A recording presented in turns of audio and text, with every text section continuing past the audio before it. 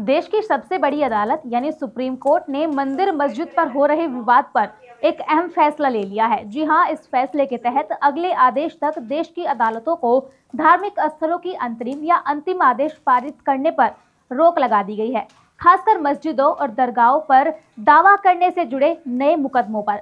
इस मामले पर जो सुनवाई की गई है वो की है न्यायाधीश जस्टिस संजीव खन्ना ने।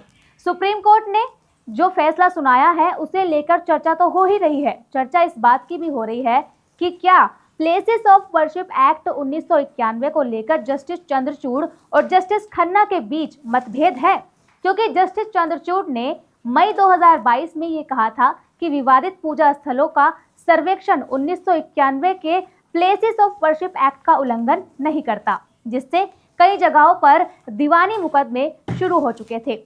हालांकि जस्टिस खन्ना की अगुवाई वाली पीठ ने इस पर रोक लगा दी और अदालतों को अगले आदेश तक ऐसे मामले में प्रभावी आदेश पारित करने से मना कर दिया। ये मामला वकील अश्विनी उपाध्याय की याचिका से जुड़ा है, जो प्लेसेस ऑफ वर्शिप एक्ट 1991 के विभिन्न प्रावधानों को चुनौती दे रहे हैं। जस्टिस खन्ना ने धार्मिक स्थलों की किसी भी सुनवाई पर रोक क्यों लगाई? डीवाई चंद्रचूड़ ने वाराणसी और मथुरा से लेकर संभल और अजमेर तक 10 से ज्यादा मामलों में दीवानी मुकदमों के लिए कानूनी रास्ता क्यों तैयार किया था? जानेंगे इन सभी सवालों का जवाब आज इस वीडियो में।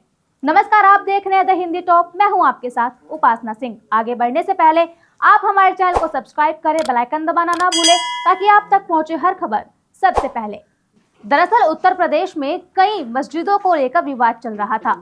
संभल से लेकर जौनपुर तक की मस्जिद पर मामला फंसा हुआ था। उत्तर प्रदेश के संभल जिले में जामा मस्जिद के सर्वे के दौरान हुई हिंसा ने देश में धार्मिक स्थलों के सर्वे को लेकर बहस छेड़ दी थी। उसके बाद अजमेर की दरगाह में महादेव मंदिर के होने का दावा, मथुरा की पवित्र भूमि पर स्थित श्री कृष्ण जन्मभूमि और शाही ईदगाह मस्जिद का विवाद, काशी में विश्वनाथ मंदिर और ज्ञानवापी मस्जिद का विवाद देखते ही देखते तूल पकड़ने लगा था। इसके बाद विवाद लगातार बढ़ता गया और इसका कारण था 2.5 साल पहले 21 मई 2022 को तत्कालीन चीफ जस्टिस डीवाई चंद्रचूड़ की अध्यक्षता वाली पीठ का एक फैसला, जिसने इन सभी मुद्दों को हवा दी थी। लेकिन अब जस्टिस संजीव खन्ना ने 12 दिसंबर 2024 को एक अहम फैसला लिया है। इस फैसले के तहत धार्मिक स्थलों को लेकर अब कोई नया मुकदमा दायर नहीं किया जाएगा। इसी के साथ अदालतों को पहले से चल रहे मामलों में कोई प्रभावी अंतरिम या अंतिम आदेश पारित करने से भी रोक दिया गया है। यह आदेश विशेष रूप से प्लेसेस ऑफ वर्शिप एक्ट 1991 के तहत दिए गए मामलों से जुड़ा हुआ है, जिस पर अब जस्टिस खन्ना की अगुवाई वाली पीठ ने 2.5 साल पहले इस मामले में दी गई अनुमति को पलटते हुए उस पर रोक लगा दी है। आपको बता दें कि 2.5 साल पहले 21 मई 2022 को तत्कालीन चीफ जस्टिस डीवाई चंद्रचूड़ की अध्यक्षता वाली पीठ के सामने यही प्रश्न आया था। तब एक सुनवाई के दौरान चंद्रचूड़ ने माना था कि पूजा स्थल अधिनियम के तहत धार्मिक स्थल के स्वरूप को बदलने पर रोक है, लेकिन इसके धार्मिक चरित्र का पता लगाने पर कोई रोक नहीं है। चंद्रचूड़ ने तब यह भी कहा था कि 1991 के प्लेसेस ऑफ वर्शिप एक्ट का उल्लंघन उस स्थिति में नहीं होगा जब किसी धार्मिक स्थल का सिर्फ सर्वेक्षण किया जा रहा हो, ना कि उस धार्मिक स्थल में कोई बदलाव। ये बयान उस समय से लेकर अब तक कई विवादों का कारण बन चुका है, क्योंकि इसके बाद कई स्थानों पर सर्वेक्षण की मांग की गई थी, जिनमें ज्ञानवापी मस्जिद, मथुरा की शाही ईदगाह मस्जिद प्रमुख है। ये निर्णय मुस्लिम पक्षों के लिए एक झटका था, क्योंकि उन्होंने ये तर्क दिया था कि इस फैसले के बाद देश भर में अन्य धार्मिक स्थलों के विवाद को भी गति मिल सकती है।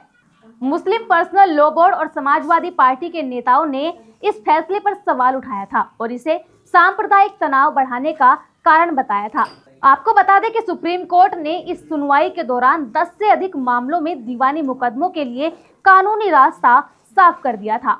लेकिन अब सीजेआई खन्ना का ये फैसला उन लोगों के लिए राहत का कारण बन सकता है जो ये मानते थे कि धार्मिक स्थलों के विवादों को अदालत में लंबित करने से देश में सांप्रदायिक तनाव बढ़ सकता है। उनके अनुसार इन मुद्दों को अदालतों में न उठाना बेहतर है जब तक कि सुप्रीम कोर्ट इस पर निर्णायक फैसला ना दे। इस मुद्दे पर अपनी राय कमेंट में जरूर बताएं। फिलहाल के लिए इस खबर में इतना ही। ऐसे ही खबरों के लिए सब्सक्राइब करें द हिंदी टॉप। साथ ही हमें एक्स, ट्विटर, फेसबुक और इंस्टा पर भी फॉलो करें।